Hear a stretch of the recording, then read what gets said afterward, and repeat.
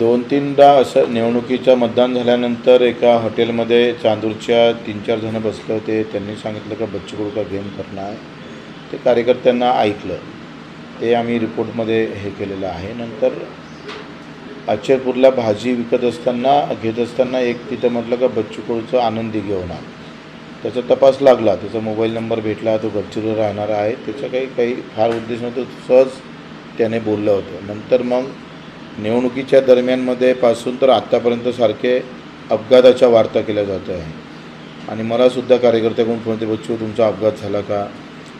माझं चांगलं आहे, म्हणजे आत्तापर्यंत 30-35 वेळा कॉल मला आले असेल.